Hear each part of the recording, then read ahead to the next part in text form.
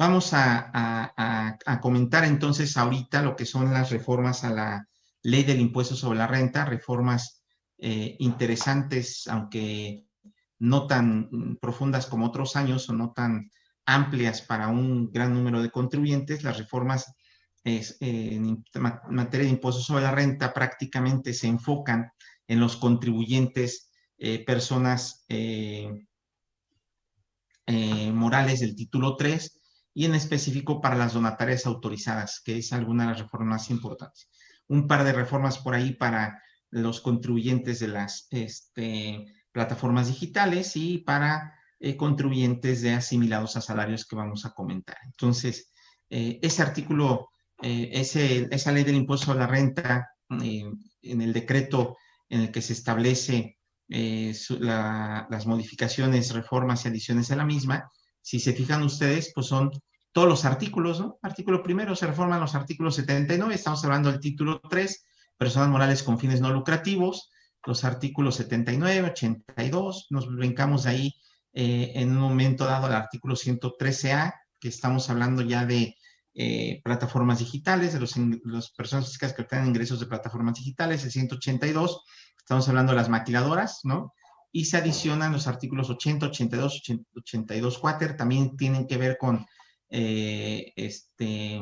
donatarias autorizadas, el 94 que tiene que ver con los asimilados a salarios, se derogan el 27 que tiene que ver con deducciones, ahorita lo analizamos, 82, 84 que tiene que ver con otra vez donatarias autorizadas y el 151 que tiene que ver con deducciones personales. Entonces, son los temas a grandes rasgos que se modifican conforme a esta reforma fiscal y me parece interesante entrar entonces al estudio de cada una de las modificaciones en específico.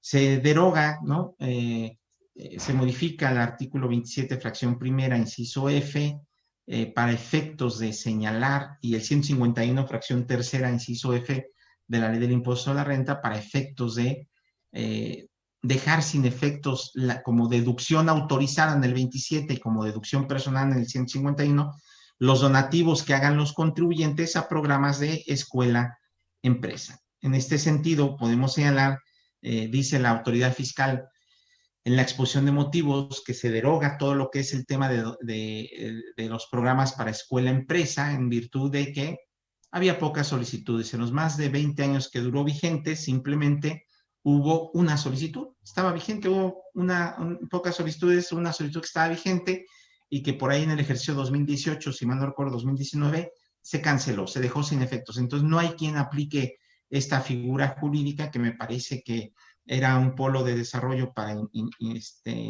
innovar desde las escuelas, sembrar esa semilla para el emprendedurismo a los estudiantes universitarios y que en un momento dado pudieran tener ciertos beneficios fiscales, ¿no? Pero a fin de cuentas los programas no funcionaron como tal, no había escuelas que se adhirieran a estos tipos de programas y consideró el Ejecutivo Federal mejor derogarlos. Y por eso se deroga el artículo 84, que establecía dentro del título 3 precisamente esta figura de programas de escuela-empresa, y el 27 y 51 la referencia para poder deducir los donativos que se hicieran a este tipo de programas, ¿no?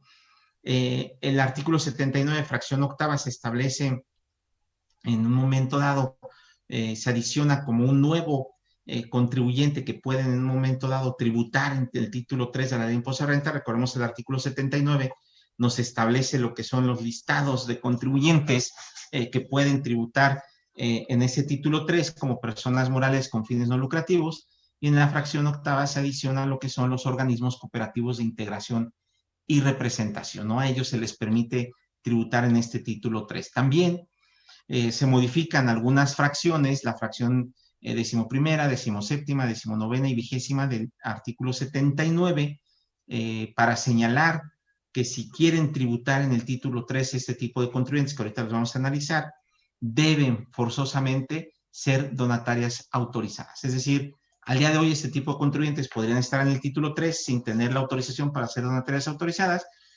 pero para el ejercicio 2021, si quieren seguir, tendrán que forzosamente, en un momento dado, poder solicitar su autorización para ser donataria autorizada.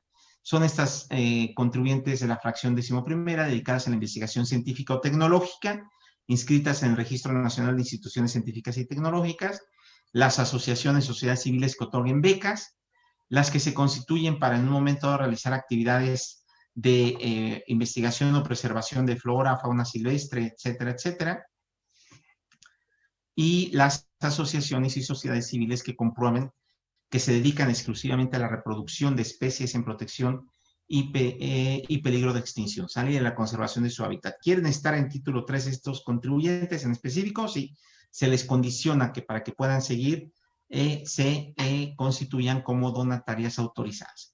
Y ahí está mal, no me había fijado, por favor, si tienen el material, les pido que lo corrijan. Aquí el error consiste en que este tipo de contribuyentes, conforme al primero y segundo transitorio de la ley, del decreto que modifica la ley del impuesto de la renta, se les establece que tienen hasta el 31 de julio del 2020 para obtener autorización, para poder obtener la autorización para ser donatarias, y si en un momento dado, 31 de julio, pero en 2021, y si no lo obtienen, al 31 de diciembre del 2020 deberán determinar remanente distribuible y tributar conforme al título 2, ¿sale? Entonces ese es un tema interesante. Por ahí preguntan, ¿hay un límite de dinero para donar ante la ley de becas? Bueno, recordemos, en términos generales, Mildred, no hay un límite como tal. Lo que hay el límite es para deducir, ¿no? Para deducir en un momento dado. Recordemos, conforme al artículo 27, fracción primera de la ley del impuesto a la renta, nos establece los requisitos de las deducciones que sean estrictamente indispensables, excepto tratándose de donativos. Y para poder deducir donativos nos permite que podamos deducir hasta el 7% del resultado fiscal del ejercicio anterior, ¿no? Tratándose de personas morales y tratándose de personas físicas es similar, y tratándose de las deducciones personales en el artículo 151 nos lo establece también, esa limitante, ¿sale? Para donar. No sé si queda un poquito claro, Mildred, pero vale la pena echarle entonces un ojo al 27, fracción primera, y al 151 de la ley del impuesto a la renta en tratándose de los donativos. Es la limitante que te digo, y la general es 7% del resultado fiscal o de la base gravable de la contribución del ingreso acumulable del ejercicio anterior, ¿sale? Para que pueda deducir en este ejercicio en que los haga. Bien, se me fue, ahí está, 1 de julio, 31 de diciembre. Entonces, ¿qué pasa si no lo hacemos? Cuando a la fecha de entrada en vigor no logren obtener la autorización para recibir donativos, deberán tributar a partir de esa fecha conforme al título 2, es decir, deben de abandonar el título 3 y tributar conforme al título 2 como cualquier persona moral general, ¿sale? Se hace una modificación también importante a lo que es el artículo 79, segundo párrafo, de la ley del impuesto a la renta, tratándose de personas morales con fines no lucrativos, para establecer que si ustedes recuerdan, ese 79 segundo párrafo señala que en tratándose de contribuyentes del título 3 van a considerar como remanente distribuible ficto ciertas erogaciones u omisiones de ingresos, compras registradas no realizadas e indebidamente registradas en contabilidad, y entre ellos nos decía, así como aquellas erogaciones que en un momento dado no sean deducibles para efectos del impuesto a la renta, excepto cuando la erogación no es deducible porque no conseguiste el comprobante fiscal, ¿no? Esa era una de las excepciones. Lo que se establece a partir de la reforma fiscal de 2021 es, se quita esa excepción, se borra, y entonces ya no tenemos excepción. Lo que quiere decir es que si no hay CFDI, entonces la erogación se considerará como no deducible para efectos de impuesto a la renta de las donatarias, y más que no deducible, porque como ellos no contribuyen, simplemente se considera remanente distribuible. Se considera de manera ficta que la persona moral del título 3 está repartiendo remanente distribuible, y obviamente pues tendrá que pagar la contribución correspondiente. Y recordemos que el impuesto sobre la renta establecido en ese artículo 79 en relación con el artículo 80 de la ley de impuesto a la renta, el castigo es que el impuesto sobre la renta es a cargo de la persona moral, ¿sale? Como es un remanente distribuible ficto, no sé a quién se lo diste, pero tú lo pagas, persona moral, título 3, se paga un impuesto sobre la renta. Se establece también una modificación importante para las donatarias autorizadas durante este ejercicio fiscal 2021, en el sentido de señalar que la autoridad fiscal en la exposición de motivos analiza y dice, oye, si yo como SAT volteo a ver los reportes que las donatarias autorizadas están emitiendo año con año dentro de sus obligaciones para poder mantener la autorización para ser donatarias, me emiten un reporte de transparencia, y en ese reporte de transparencia me están señalando cuáles son los ingresos que obtienen, yo los volteo a ver, vean ustedes los números que puso la autoridad fiscal en esta iniciativa de reformas, y dice, oye, todas las donatarias autorizadas en el ejercicio fiscal de que se trate este reporte, el ejercicio anterior, me están señalando que obtuvieron ingresos por donativos en cantidad de 47 mil millones de pesos. De otros ingresos que están relacionados con el objeto social, 20 mil millones de pesos, ¿no? Un poco menos de la mitad de los donativos. Pero vean cuántos tienen en un momento dado. Déjenme desactivo la voz porque ya estamos escuchando que la llave, que no sé. Ok. Entonces, nos establecen, la autoridad reconoce, analiza que hay ingresos no relacionados con el objeto social en cantidad de 132 mil millones de pesos. Es una cantidad exorbitante, dice la autoridad, inclusive es hasta 3 veces más prácticamente de lo que yo te autoricé para recibir donativos por ingresos no relacionados con tu objeto social. Y lo que dice la autoridad, pues, ¿qué están haciendo, no? ¿Qué tipo de ingresos están obteniendo? Que son extraordinariamente estratosféricos y que están obteniendo además y que están en un régimen, en un prácticamente paraíso fiscal en nuestro país, ¿no? En un régimen de facilidad, en un régimen de beneficio, en el cual no te estoy exigiendo que pagues el impuesto a la renta. Pues derivado de esto, lo que establece es una modificación precisamente al artículo 80 en su octavo párrafo para señalar que será revocada la autorización para recibir donativos deducibles de impuestos para aquellos contribuyentes de este título 3 que obtengan ingresos por actividades distintas a los fines para los cuales fueron autorizados para recibir donativos, y estos ingresos representen más del 50% del total de sus ingresos.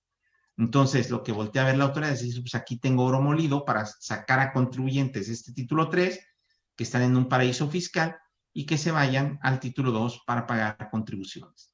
¿Qué pasa? Dice, si dentro de los 12 meses siguientes a la pérdida de la autorización para ser donataria no has obtenido una nueva autorización, entonces el patrimonio total de esa donataria autorizada deberá destinarse a otra donataria autorizada.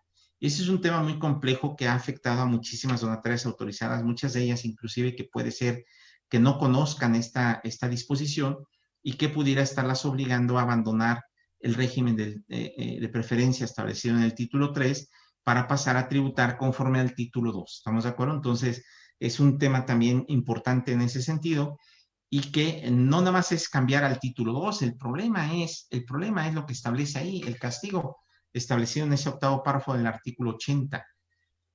Si no obtienes una nueva autorización, tu patrimonio debe de destinarse a otra donataria autorizada. Entonces, la gravedad del asunto no es tanto que me salga y me vaya a título 2, la gravedad del asunto es que el patrimonio de la donataria autorizada pase a ser propiedad de otra donataria autorizada. Y es una obligación, inclusive se establece que si no transfieren ese patrimonio, se causará el impuesto sobre la renta y lo pagarán a su cargo por ese patrimonio, ¿no? por el monto de dicho patrimonio. Se establece entonces como obligación, derivado de esto, en el 82 fracción cuarta se establece que las donatarias autorizadas, es una reforma ese 82 fracción cuarta, las donatarias autorizadas deberán destinar sus activos exclusivamente a los fines propios de su objeto social, por el cual hayan sido autorizadas para recibir donativos deducibles. Entonces es muy importante voltear a ver el objeto social por el cual se nos autorizó, se nos otorgó la autorización para ser donataria autorizada y no salirnos de ese objeto, porque ante el incumplimiento, también señala esa fracción cuarta, se les revocará su autorización y deberán transmitir todo su patrimonio y tendrán que tributar en el régimen general, ¿no? Título 2, como si fuera cualquier empresa con fines de lucro, de conformidad con lo que establece también el artículo 82 cuáter apartado a fracción primera de la ley del impuesto a la renta. Entonces, en concatenación de estos dos artículos, el castigo es muy grande. Oye, no estás obteniendo ingresos, no estás destinando tus activos a los fines propios para los cuales te autoricé para recibir donativos, no lo estoy haciendo. Entonces, salte y transmite todo tu patrimonio a otra que sí esté cumpliendo con estos requisitos. Hay que tener muchísimo cuidado porque inclusive me ha tocado donatarias autorizadas asesorar, conocer de algunas en el sentido de que pues no les alcanza y esa es una realidad, ¿no? No les alcanza. en un momento dado son donatarias autorizadas que se dedican a ayudar a niños con cáncer, a niños de la calle, a otorgar estudios, becas, mujeres enfermas, golpeadas, violencia, cosas de este tipo, y que en un momento no les alcanzan los recursos para poder enfrentar las erogaciones a que se enfrentan en el ejercicio de sus actividades y del cumplimiento de su objeto social, y se ven obligadas a realizar otro tipo de funciones, ¿no? O otro tipo de actividades que les permita obtener los ingresos necesarios precisamente para ello. Y muchas de ellas, a veces, los activos que tienen los destinan a rentarlos, por ejemplo. A lo mejor dicen, es que yo tengo aquí unas instalaciones interesantes y lo que hacemos es rentar espacio para que vengan a lo mejor a hacer otros eventos, a lo mejor son salas de juntas, a lo mejor son salas a lo mejor son las canchas, a lo mejor es un foro que puede servir como un teatro o algo que yo rento para que terceros vengan y lo ocupen, y eso es lo que me permite subsistir, ¿no? Hay muchas que venden revistas, estampas, chambritas, tejidos, qué sé yo, todo este tipo de situaciones que en un momento dado podría complicarse la situación en el sentido de obtener más del 50% de sus ingresos respecto del objeto social muy importante por el cual fueron autorizados para recibir donativos deducibles, y que los vaya a hacer salir del régimen de preferencia establecido en el título 3. Entonces, es importante también para ese tipo de contribuyentes, ¿no? Por ahí hay algunos, inclusive en los presentes, que tienen este tipo de empresas que vale la pena analizar a fondo. Oye, ¿cuál es la recomendación? Pues la recomendación es, fíjate, el problema, ya estás, eres donataria autorizada. Entonces, si tú incumples con esto, te lo van a revocar, la autorización. ¿Qué debes de hacer? Cumplirlo, no hay de otra. Tienes que voltear a ver tus estatutos, voltear a ver la autorización que te dio el SAT para ser donataria autorizada, ver específicamente sobre qué actividades te autorizó la autoridad fiscal para poder ser donataria autorizada y cumplirlos a rajatabla. Oye, pero no me alcanza, pues entonces piensa qué estrategia se va a hacer, porque en un momento dado tendrías que o te alineas o te sales del régimen, pero aparte no nada más te sales, donas tu patrimonio, ¿sale? Donas tu patrimonio a otro contribuyente que sí estén autorizadas para recibir donativos deducibles y que en un momento dado ellos sí cumplan. Oye, y si tú le donas tu patrimonio a otra, simplemente la otra pues te va a dar un recibo, estamos de acuerdo, del donativo, pero no va a ser deducible para ti. O sea, porque también podría ser un tema de estrategia fiscal. Bueno, se lo doy, que me dé el recibo donativo, yo deduzco, me cambio al título 2, pero no. Lo que te dice es, ese recibo deducible que te dé la donataria que recibe tu patrimonio no va a ser deducible para ti cuando te cambies al título 2, ¿no? Y los recursos que en un momento dado debas destinar a otras donatarias deberán ser transmitidos dentro del plazo de 6 meses, contados a partir de que concluyó el plazo para obtener nuevamente la autorización cuando te fue revocada, ¿sale? O de la conclusión de la vigencia de la autorización. Oye, ¿te fue revocada la autorización ahorita? ¿Tienes 6 meses? 6 meses para corregirte por los casos por los cuales te revocaron, si no vas a tener que transmitir tu patrimonio. O bien te fue realización con vigencia hasta el ejercicio fiscal 2020, ya concluyó, empiezas a tramitarla, pero ahora el tiempo corre en tu contra. Ahora sí tienes 6 meses para poder tramitar y obtener esa autorización nueva, si no, vas a tener que transmitir tu patrimonio. Y a veces el tema me ha tocado historias de terror en las cuales, digo, no había esta consecuencia jurídica hasta ahorita, pero ahora sí, ¿no? Historias de terror, si en 6 meses no tienes autorización por lo que tú quieras y mandes, porque la autoridad se tardó, porque te equivocaste en una copia fotostática al momento de hacer tu trámite y te lo rechazó la autoridad porque no leyó, o porque tú sí pusiste todo, pero la autoridad no entendió lo que le mandaste y se le olvidó checar una hoja y te lo rechazó 4 meses después, el tiempo está corriendo en tu contra. El tiempo está corriendo en tu contra. Entonces hay que tener de vista. No perder de vista, esto ya existe, el 82 bis de la ley de impuesto a la renta, que nos establece precisamente también que estos contribuyentes deberán de informarle al SAT, ¿no? Cuáles son los importes y los datos de identificación de los bienes, así como las personas, la identidad de las personas que están recibiendo la totalidad del patrimonio. O sea, estás obligado, ya estás en estos supuestos, tú tienes que informar, donataria autorizada, que perdiste tu autorización o que concluyó su vigencia y no la tramitaste. En un momento tienes que informarle al SAT cuál es el importe, cuáles son los bienes que están transmitiendo y a quién se los estás transmitiendo, ¿sale? Muy bien. ¿Y qué pasa si no lo haces? En caso de no cumplir con lo anterior, el valor de los bienes susceptibles se considera como ingreso omitido. No te preocupes, no lo haces. ¿Cuánto valen los bienes? ¿No? Oye, que tengo unas construcciones, unos edificios, etcétera, lo que tú quieras y mandes. Equipo de oficina total, 10 millones de pesos vale el patrimonio, al 30%. Ya, págame el impuesto a la renta. En términos del título 2, ¿no? 30%. Y se acabó el asunto.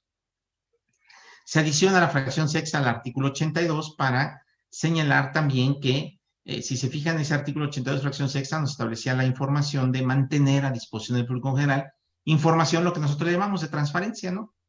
Información relativa a la autorización para recibir donativos, información relativa al uso y destino de dichos donativos, y se adiciona a partir de este ejercicio fiscal la obligación de informar, dar información relativa al patrimonio de la sociedad o de la persona moral de que se trata.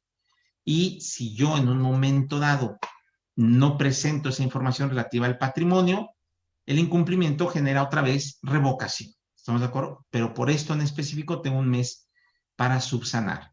Y si para la segunda ocasión yo vuelvo a incumplir, ya no van a poder obtener una nueva autorización. No se trata de que cada año estés incumpliendo y hasta que se te antoje cumplir te voy a solapar, ¿no? Segunda vez que fallas, no cumples, te revoco totalmente y ya no puedes solicitar una nueva autorización y vas a transmitir el patrimonio y tributar en régimen general en términos de los que hemos comentado y que ahí está el fundamento en específico, ¿sale?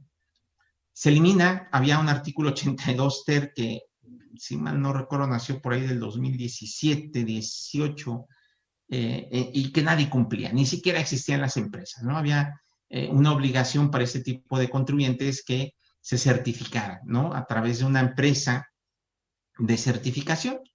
Una empresa de certificación que fuera a certificar a las personas morales del título 3 de que estaban cumpliendo con todos los temas de disposiciones fiscales, gobierno corporativo, etcétera. Entonces, lo que se establece es, ya no, derogamos ese artículo. ¿Por qué? La exposición de motivos señalaba que en un momento dado, en primera, las empresas certificadoras no tenían mucho interés en certificar las del título 3 porque no lo veían como negocio y por ende no había empresas certificadoras prácticamente. Y aparte, las empresas, las personas morales del título 3 no tenían ingresos suficientes a veces para afrontar en un momento dado este tipo de erogaciones, ¿sale? Este tipo de erogaciones. Bien, se establece también la adición del artículo 82 cuater para establecer las causales de revocación, ¿sale? Revocación. Hay causales de revocación de las donatarias autorizadas. Primero, ya lo hemos comentado en otros artículos, 82 de ley del impuesto a la renta, para señalar que como obligación que destinen sus activos única y exclusivamente a los fines por los cuales tienen su objeto social y por el que obtuvieron su autorización. Y entonces va a ser causa de revocación que tú destines los activos a fines distintos de tu objeto social por el que obtuvieron la autorización. Cuando no expidas CFDIs que amparen los donativos recibidos, ¿no? O para amparar cualquier otra operación distinta de la donación. Fíjense nada más hasta dónde va el alcance de la norma, ¿eh? Si yo expido un CFDI para amparar otra operación que no tenga que ver con donativos, te van a revocar la autorización. Y esto obviamente lo puede ver la autoridad fiscal, pues a través de sus sistemas electrónicos, simplemente ver los conceptos que tú estás emitiendo, las claves de bienes o servicios que le estás poniendo al CFDI y que nada tiene que ver con donativos, ¿sale? Cuando el SAT por cualquier motivo conozca la actualización de cualquier hecho que constituya un incumplimiento a las obligaciones de la donataria, o si la donataria está publicada en el artículo 69, aquella lista de las empresas que facturan operaciones simuladas, los CEFOS, ¿no? Pero no nada más ellos, fíjense, si el representante legal, los socios asociados o cualquier integrante del Consejo Directivo de Administración de una organización civil o fideicomiso que haya sido revocada su autorización entre los últimos 5 años, forman parte de las organizaciones autorizadas para recibir donativos deducibles. ¿A qué se refiere esto? Que si el representante legal, alguno de los socios, alguno de los asociados o cualquier integrante del consejo directivo o de administración, porque recordemos que muchas de estas personas del título 3 se rigen a través de consejos directivos o de administración, si alguno de todos estos personajes que forman parte de la estructura patrimonial o administrativa o directiva de la persona moral de que se trate, perteneció a otra que se le revocó la autorización en los últimos 5 años. ¿Qué es lo que quiere evitar la autoridad con esto? El famoso chapulineo, ¿no? Que a lo mejor dicen, es que, ¿sabes qué? Aquella ya me la revocaron, entonces voy y brinco y abro otra y ahora yo soy el director de aquella. Y esta me la revocan, voy y brinco y abro otra, ¿no? Es lo que quiere evitar la autoridad fiscal, que no estén ahí, como le llamamos comúnmente, chapulineando, ¿no? Entonces hay que tener cuidado también, e inclusive nos obliga a todos los que tengamos en un momento dado alguna persona moral del título 3, a analizar quién es nuestro consejo directivo. Porque a veces elegimos al consejo directivo y decimos, oye, tú vas a ser el presidente, tú el tesorero, el secretario, el vocal, qué sé yo, pero es cualquiera de ellos, ¿eh? Oye, tenemos que analizar si tú, vocal, ¿no? Vocal B, de tercer grado, ahí como que el último ahí, nada más para echar la mano y para reunir los requisitos para conformar el consejo directivo, ya estuviste en otra persona moral del título 3 a la cual le revocaron su autorización para ser donataria autorizada. Y si se la revocaron, corres el riesgo de que a ti te la revoquen por tener a estas personas dentro de esos consejos directivos. O cuando tengan ingresos por actividades distintas a los fines para los cuales fueron autorizados para recibir donativos, y estos excedan del 10% del total de sus ingresos, ¿no? Y por esto, por supuesto, no podrán volver a obtener la autorización y deberán destinar todo su patrimonio a otras donatarias autorizadas. Se modifica, se adiciona también el artículo 82 quater, que ya existía, las reglas 3.1015 y 3.16 de la resolución miscelánea fiscal para 2020, para señalar que a las donatarias que se les haya revocado la autorización por las causales a que se refieren las fracciones primera a cuarta de este apartado, son estas, primera a cuarta, en un momento dado no podrán obtener la autorización, nuevamente una autorización para recibir donativos deducibles, hasta en tanto no corrijan el motivo por el cual fueron revocadas o paguen el impuesto a la renta correspondiente. Y en el caso de las donatarias autorizadas, donatarias cuya autorización haya sido revocada en una ocasión por la causa a la que se refiere la fracción sexta, es decir, por obtener ingresos mayores a los cuales te autorizaron, en un momento dado no van a poder obtener nueva autorización y deberán destinar todo su patrimonio a otra donataria autorizada, ¿no? Lo que hemos ya comentado también. Se establece en el 82 quater mismo también un procedimiento que antes no había como tal procedimiento para revocar ¿cómo se llama? La autorización para ser donataria autorizada. Y ese procedimiento lo que nos dice, bueno, el SAT va a emitir un oficio en el cual se va a dar a conocer la causal de la revocación, te va a dar un plazo de 10 días para efectos de que manifiestes lo que a tu derecho convenga y aportes pruebas que consideres pertinente para desvirtuar esta revocación. Una vez que se agote ese plazo, la autoridad fiscal va a emitir una resolución en un plazo que no excederá de 3 meses, contados a partir del siguiente aquel en que se agotó el plazo referido, y la resolución señalada en la fracción que antecede se notificará de conformidad con las disposiciones fiscales aplicables. Ya tenemos los medios de notificación en el artículo 134 del Código Fiscal de la Federación. Entonces, más o menos esta es, en términos generales, la modificación, las modificaciones fiscales que sufren el tratamiento fiscal al título 3 de las donatarias autorizadas, y que, pues les reitero, hay muchas donatarias autorizadas que pueden estar en serios problemas ante esta situación, ¿no? No sé si... Adelante, adelante, ¿alguien va a hablar? 300,000. ¿No? ¿Nadie? Creo que también otra vez se está filtrando por allá. Alguien Me mandan mensajes por WhatsApp, me hablan, me mandan correos, manches. Otra vez Agus se le metió por ahí el sonido. Muy bien. Ya no te mandamos mensajes de WhatsApp, Agus.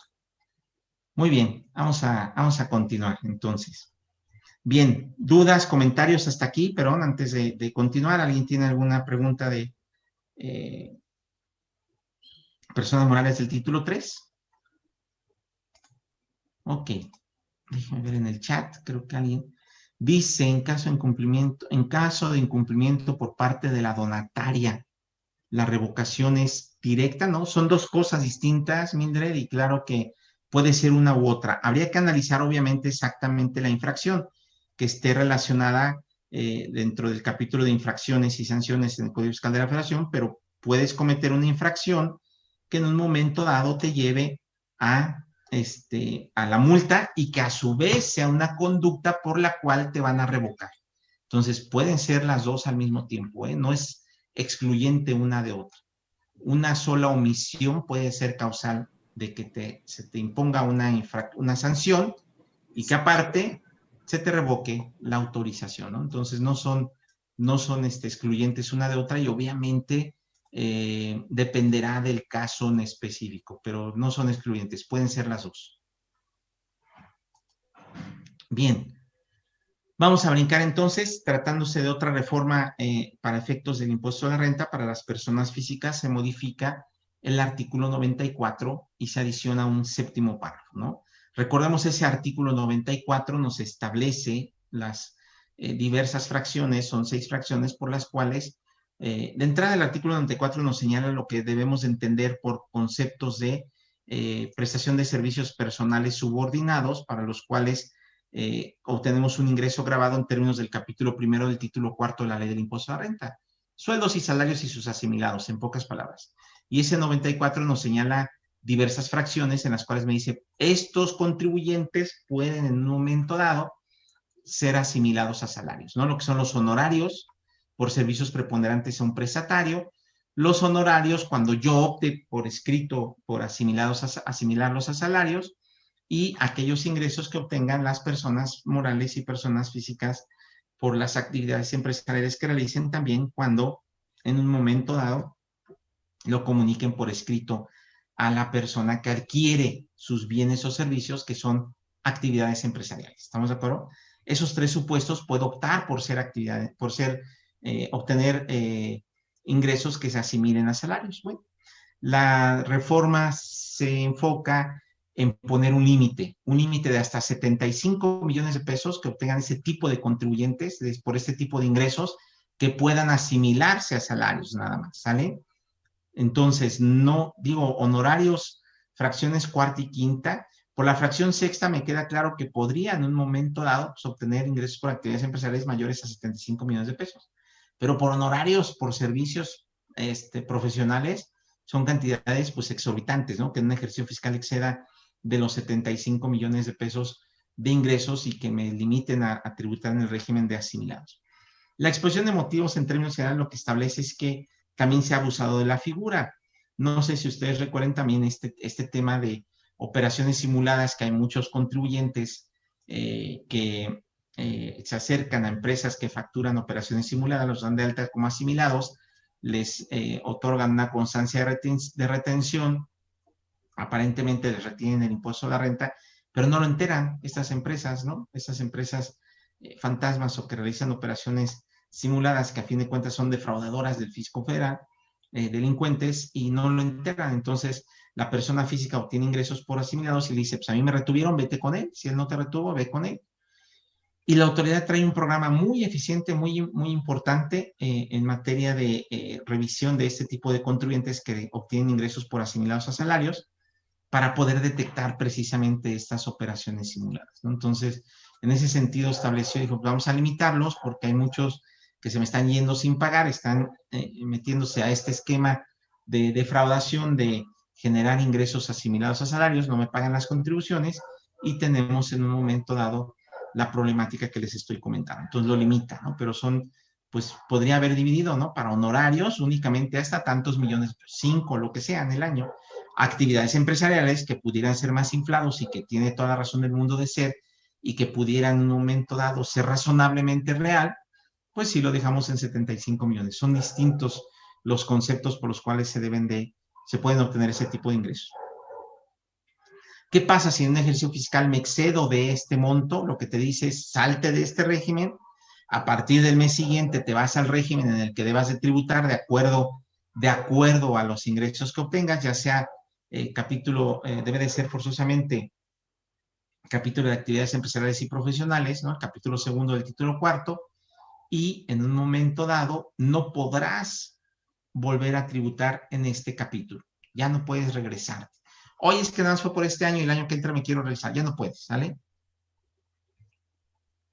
Ya no podrás volver a tributar en este capítulo.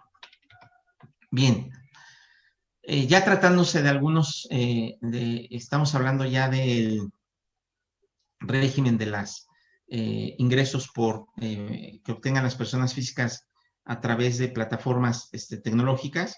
Se modifica el artículo 113 para modificar lo que son como tal las tasas de retención, ¿no? Recordemos que ese artículo 113A establecía hasta, bueno, duró poquito, porque es un nuevo régimen que se estableció con la reforma fiscal para 2020, entró en vigor por ahí de julio del 2020 y para enero de 2021 ya se modificó.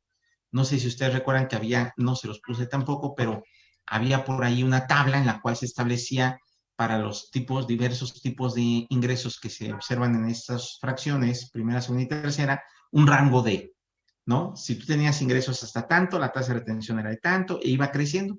Entre más ingresos tuvieras, más tasa de retención. Lo que se establece ahora es, pues, una tasa fija, simplemente respecto del ingreso que obtengas, ¿no? Por ejemplo, para tratándose de prestación de servicios de transporte terrestre de pasajeros y de entrega de bienes, como puede ser un Uber, un Cabify, un Uber Eats, etcétera, 2.1% directo. Servicios de hospedaje, como el Airbnb, por ejemplo, 4%, y para la enajenación de bienes y prestación de servicios, por ejemplo, en Amazon, Mercado Libre, etcétera, eBay, etcétera, tenemos una tasa de retención del 1%. Entonces, sí se reestructuran esas tasas en un momento dado para estos contribuyentes. Y se contempla también el bloqueo temporal al acceso del servicio digital del prestador de servicio, ¿no?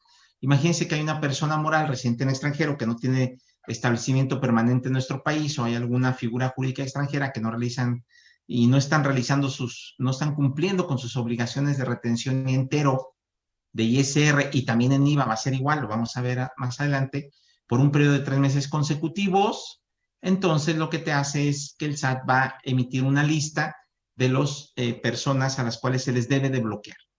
Oye, por ejemplo, Amazon no está cumpliendo con las obligaciones que establecen estos artículos, ¿no? El artículo 113D de la ley de impuesto a renta. No está cumpliendo, no está enterando, no está reteniendo, no, bloquear el acceso. Y obviamente se le va a avisar a los prestadores de servicios de telecomunicación, los que tengan una concesión de servicios de telecomunicación, para efectos de que bloqueen en un momento dado el acceso a estas plataformas digitales. ¿Qué se va a bloquear? La dirección IP. Entonces, si yo estoy en México y de repente quiero comprar en Amazon y resulta que la página de Amazon no puedo acceder, pudiera ser que estén bloqueadas en términos de estos artículos, ¿sale? O de eBay o de cualquier otra, ¿no?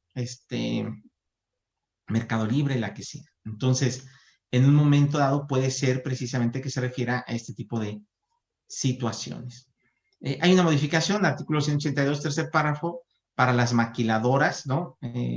Se les establece una opción en un momento dado para obtener y conservar su estudio, toda la documentación que tiene que ver para poder respaldar que yo he realizado mis operaciones con partes relacionadas residentes en el extranjero, utilizando precios y contraprestaciones como si hubiera llevado a cabo esas operaciones con partes independientes en operaciones comparables. Lo único que me dice es en un momento dado que puedes tener por cumplir esas obligaciones cuando obtengan un APA, un acuerdo anticipado de precios de transferencia, ¿no? Un famoso APA que es acercarme a la autoridad, conveniar con la autoridad, decir, a ver, yo me dedico a esas actividades, a veces cierto tipo de actividades son complejas y son difíciles de valorar, y entonces la autoridad fiscal, de acuerdo a sus criterios internos y sus políticas tributarias, podrá señalar, inclusive me ha tocado ver algunos donde dicen, no te preocupes, págame un impuesto a la renta equivalente al 2% de tus ingresos totales y estamos sin problema, ¿no? Entonces lo que hacen pues es tratar de obtener utilidades en ese sentido, o aunque no las tenga, se paga un impuesto a la renta pactado en ese APA, ¿no? Ese acuerdo anticipado de precios de transferencia. Ok, APA por sus siglas en inglés, ¿no? Anticipated Transfer Price Agreement. Y nada más.